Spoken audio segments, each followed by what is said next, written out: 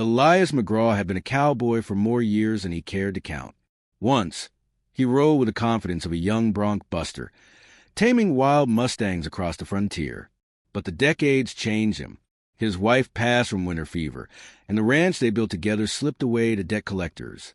By the time autumn turned to frost, Elias had nothing left except his worn saddle, a thin blanket, and the clothes he still managed to keep clean. He traveled from town to town, fixing fences, mending harnesses, and accepting whatever small pay he could earn. He never stayed longer than necessary, for memories hurt more than cold wind. One late November afternoon, Elias wandered into a livestock yard outside a mining town. Few buyers were present. Snow threatened the horizon. Horses were restless, and auctioneers hurried their business so they could return to warm stoves. Most stock sold quick, but one old Mustang remained unsold. His coat, once dusty gray, was now matted and dull. His ribs pressed sharply through the hide. One back leg trembled, as if pain lingered inside the bone. The horse did not lift his head for bidders. He simply stood, tired and disappointingly thin, as if he already knew people no longer wanted him. Traders complained loudly. "That useless nag ought to go straight to the knacker," one man barked. "Ain't no good in him. Won't hold a rider more than a mile." Elias paused. He studied the animal's eyes. They were clouded around the edges, yet full of quiet surrender rather than wild fear. That look troubled Elias deeply. He had seen proud horses resist to the last breath, still fighting for their place. But this horse had stopped fighting long before today. Something inside him had broken. The auctioneer sighed. $1 and he's yours. If no one takes him, he'll be hauled away by morning. Elias searched his pockets. He owned almost nothing, just a few coins from last night's labor. The horse would require food, shelter, patience, and constant tenderness. Elias could not afford any of it. Still, he imagined walking away and leaving the creature behind. The thought made his heart feel heavier than the debt he once carried. He lifted his hand. "I'll take him." The traders laughed at the absurdity. "Old Cowboy spent his last nickel on a dying pony," someone said. "You'll freeze before that animal reaches the next county." Elias ignored them. The price hardly mattered. When the rope was handed to him, the Mustang did not resist. Instead, he simply followed with slow, uncertain steps, as if unfamiliar with being treated gently. Elias led him from a yard and into thin winter sunlight. He named the horse Dusty, though the name came softly, like he was remembering something from many years earlier. On the trail outside town, Elias removed his coat and laid it across Dusty's back for warmth. He walked on foot beside him, allowing the horse freedom to breathe and pace naturally. Dusty's gait remained uneven, yet he pushed forward with stubborn dignity that made Elias smile. The old cowboy spoke to him as though speaking to an old friend. "I've seen better days, too," he whispered, "but neither one of us is finished." That night, Elias made camp beside a creek. The moonlight glimmered on icy water. Dusty trembled while drinking, so Elias rubbed his neck and whispered reassurance until the shiver eased. He gathered pine needles into a soft bed, spread his blanket, and used his saddle as a pillow. Dusty lay down close enough that Elias could reach out and touch his mane. They warmed each other more than the dying fire could. Days passed quietly. Elias fed Dusty from what oats he purchased with small earnings. When the horse's limp grew worse, Elias bathed the leg in cold creek water. He spoke softly of his lost wife, telling stories he had not spoken aloud in years. Dusty listened with the patience of an animal who understood grief without needing words. The weather turned colder. Bitter winds swept through canyons and across abandoned mining roads. Dusty's breath steamed like smoke. Elias tightened the rope that served as reins and covered Dusty's chest with his only blanket. Each evening, Elias massaged Dusty's aching joints until the old Mustang sighed gratefully. They moved at a crawl, but they moved together. One night, when Elias slept under a tall cottonwood, Dusty awoke him with restless stomping. Elias lifted himself from the hard ground. Thinking wolves stalked the camp, but Dusty faced not the bushes or creek. His ears pointed toward the dark timber beyond the trail. He nudged Elias repeatedly, refusing to settle until Elias rose to his feet. "What is it, boy?" Elias whispered, still groggy and cold. Dusty refused to stay put. He tugged gently at the rope and stepped toward the dense forest. Elias hesitated. There was no visible path, only shadows and bitter air. Yet Dusty's insistence felt strange and deliberate, not frightened. Elias saddled himself reluctantly and allowed Dusty to walk wherever instinct led. The old horse limped forward with surprising certainty. Elias followed on foot more often than riding, afraid Dusty might collapse if burdened too long. Hours passed. The moon dipped behind clouds. Frost formed across the brim of Elias's hat. His body ached fiercely. He thought about turning back, but every time he tried, Dusty braced himself stubbornly.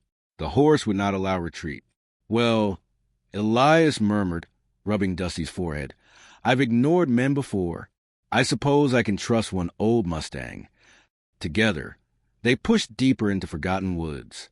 Snow dusted branches above them like cold lace. The trail narrowed between rocky ledges and twisted oak roots. A strange calm settled over Elias. He stopped worrying about direction and simply allowed the horse to lead.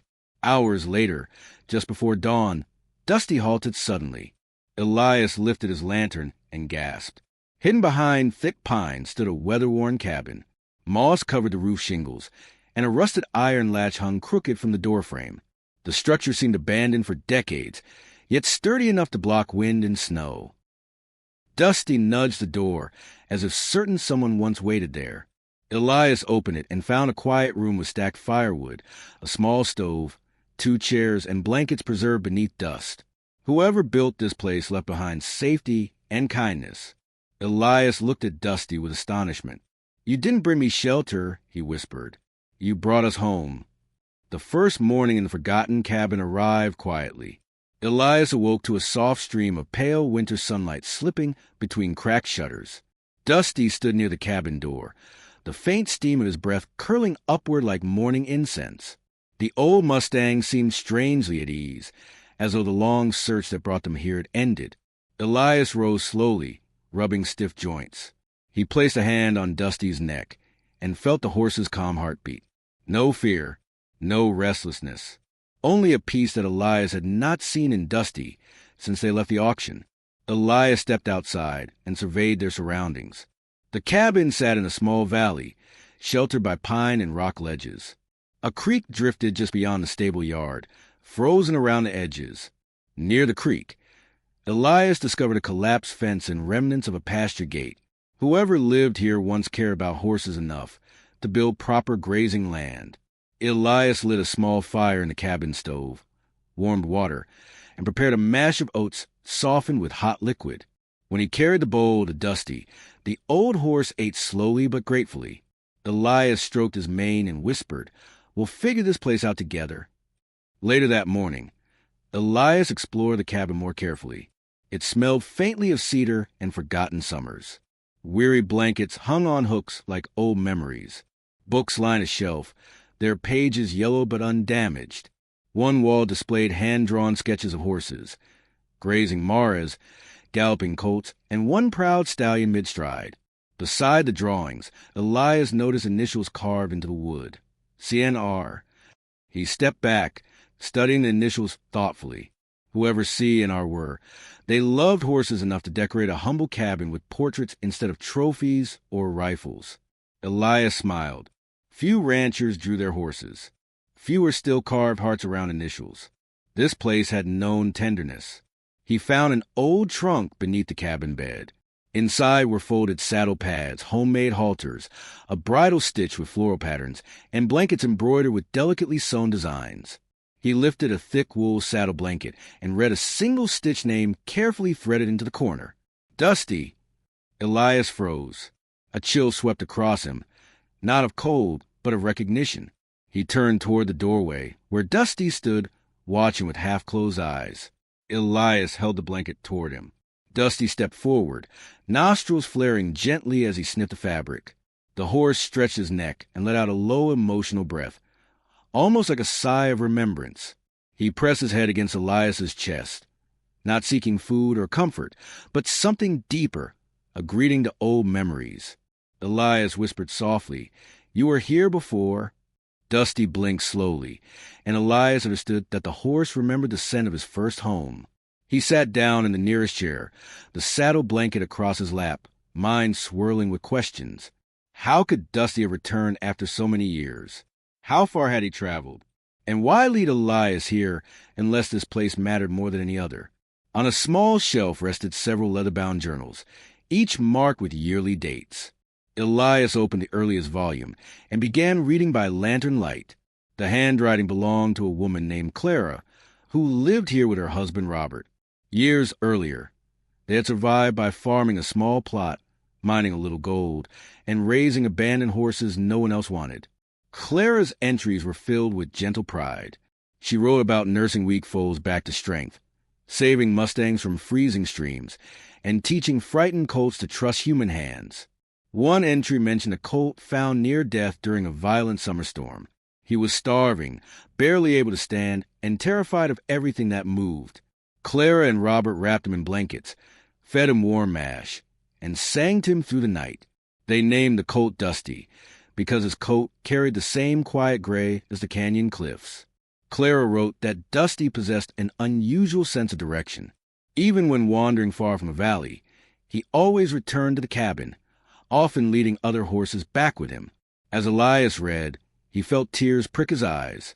Dusty, long before auction yards and harsh owners, had known love. This cabin wasn't a random shelter. It was the beginning of his story. Another journal revealed the cabin's sadness. During a terrible winter blizzard, Robert fell ill. Supplies ran out, and Clara rode to a storm seeking medicine. She never returned. Robert died days later, and Clara's fate was never known. Local folk eventually found Dusty grazing alone, loyal and restless, waiting for hands that would never return. Without the couple alive, neighboring ranchers sold Dusty, believing he would be safer elsewhere. But Dusty never stayed long anywhere. He developed a reputation for wandering off, escaping pastures, and appearing miles from where he'd been left. Many ranchers disliked him for that reason. Dusty was traded from hand to hand, each time growing thinner and more mistrusted. The journals ended abruptly after Robert's last winter, leaving the tragic mystery unresolved. Elias closed the final volume and exhaled slowly. He walked outside, where Dusty nibbled on brush beneath the eaves of the stable. Snowflakes drifted like quiet feathers. Elias placed a gentle hand on Dusty's face. "You weren't just lost," he whispered. "You were trying to come home." Dusty lowered his head. Elias noticed the horse's entire posture had changed since arriving here. The limp still existed, but his eyes were brighter. His breathing seemed deeper, steadier. Elias wondered whether exhaustion had weighed more on Dusty's heart than his body. Feeling a sudden pull, Dusty led Elias toward the stable yard. Behind an overgrown patch of frozen grass lay a wooden cross, weathered by storms. Elias brushed snow aside and revealed a row of small carved markers. Each marked the grave of a horse Clara and Robert once tended. Dusty paused at the first grave, pressing his nose softly against the wood. Elias knelt beside him, feeling reverence fill the valley. Dusty had not merely found shelter. He had found sacred ground. Elias stayed in the cabin all winter, believing the valley asked him to remain. Dusty had led him here with purpose, and Elias could not ignore the quiet calling that settled over his spirit. The woods were silent, yet never lonely. Smoke rose from the cabin chimney each day, carrying warmth through the pines. Elias repaired the roof and replaced broken window panes using scrap lumber found in the shed. He patched fences, cleaned the stable, and restored the pasture gate. Every improvement felt like gratitude, his way of thanking Dusty for giving him more than shelter, a reason to live again. Dusty thrived under the gentleness.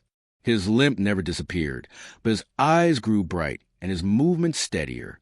He grazed peacefully along the creek bank, sometimes drinking from a slow-moving current, sometimes standing with his head lifted toward distant peaks. Elias felt content simply watching him. He sat on the porch in a creaking rocking chair, blanket around his shoulders, sipping bitter coffee and talking Dusty as if speaking to family.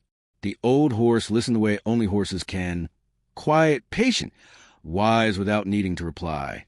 In early spring, Elias stumbled upon a frightened mare abandoned by a passing trader.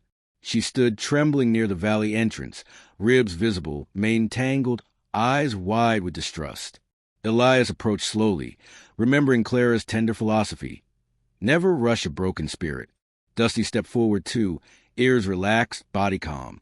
The mare watched him carefully, as though seeing reassurance in Dusty's stillness. Elias offered the mare a bucket of warm mash, and waited until she took a timid bite. He named her Lily for the white patch that spread across her forehead like a summer blossom. Over the next weeks, Lily learned to trust Elias. Dusty stayed near her most evenings, grazing side by side with quiet dignity that only seasoned horses possess. Lily followed Dusty everywhere, dependent on his confidence. Elias laughed softly each time he saw Dusty nudge her toward the stable during cold nights. Dusty had become a guardian again, like he once had with Clara and Robert's rescued herd. News of Elias's peaceful valley traveled slowly through nearby ranchlands.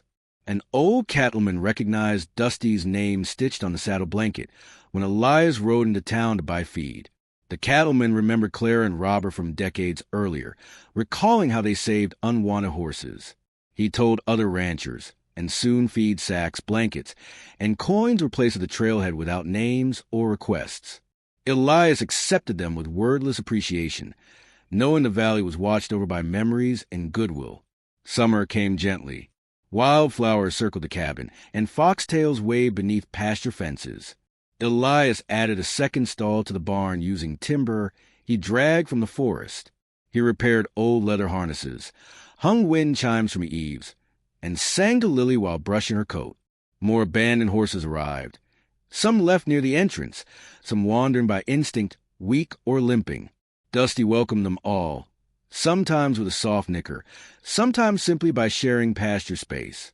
Elias believed horses knew when a place offered peace. Dusty remained the valley's elder.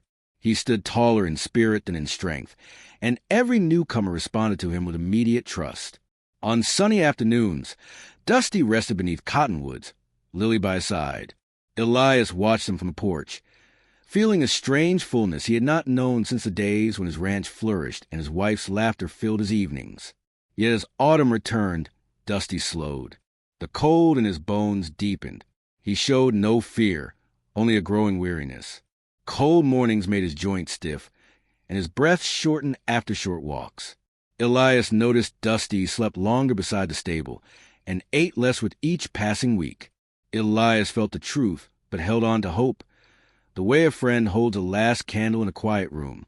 One evening in late October, Elias sat on the porch brushing Lily, while the sky glowed amber. Dusty lay nearby, head turned toward the hills. Elias reached down and stroked his neck. Dusty leaned gently into his hand, not seeking comfort, but offering silent companionship. Lily stepped closer and laid her muzzle across Dusty's mane. The three stayed together until stars appeared. Winter approached again. Frost thickened across the pasture grass. Snow gathered along the fence line. Dusty spent many nights sleeping inside the stable, surrounded by warming blankets and hay bales arranged like soft walls. Elias often slept in the barn, too, sitting beside Dusty with a lantern dimly flickering. When Dusty struggled to sleep, Elias massaged his legs and whispered old stories, the way Clara once had.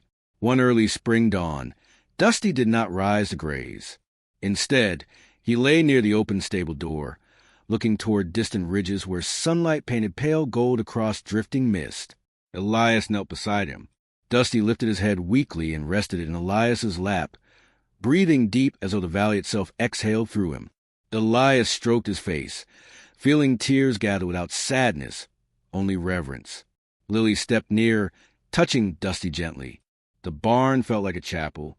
Dusty's breathing slowed, peaceful, like a long sigh after a journey finally complete. Elias whispered, "You didn't just save me, boy. You brought me home, too." Dusty's eyes softened, lids growing heavy. Elias leaned close and added, "Thank you for choosing me when no one else did." Dusty released one final breath, long and calm, as though laying down a lifetime of wandering. His body relaxed without pain, as gentle as a leaf settling upon still water. Elias sat for a long while, holding Dusty's head, letting memories settle like snow inside his heart. Lily remained beside them, guarding Dusty with steadfast quietness, as though honoring the elder who once guided her into safety. By afternoon, Elias carved a wooden marker from pine boards and placed it on a hill where Clara and Robert buried their horses. He dug the grave carefully, not rushing, shaping the earth as though wrapping Dusty in love rather than sorrow. When it was finished, he stood for a long time in silence. The marker read, "Dusty, the one who always found home." Lily pressed her nose to the fresh earth, offering an unspoken farewell. For the rest of her life, she would return to Dusty's resting place during calm evenings, standing perfectly still beneath the cottonwoods. Seasons passed. Elias continued tending the valley, rescuing horses old, lame, abandoned, or forgotten. The herd grew slowly, never loud or chaotic, but always peaceful. Ranchers sent feed whenever they could spare it, understanding the valley's quiet mission. Some old ranch men walked up the trail, simply to sit beside the pasture fence and remember horses they once owned, spirits they once loved. In those later years, Elias often sat on the porch with Lily lying at his feet, watching young rescues explore the same hills Dusty once watched over. And each time the wind moved through the valley, Elias imagined Dusty's spirit rising with it, not as a restless wanderer, but as a guardian finally home. The valley became Dusty's legacy, a sanctuary where no horse would ever die forgotten, and no cowboy would ever wake without belonging. Hello, horse lovers. Before leaving to the video, be sure to subscribe to our channel and ring the notification bell so you never miss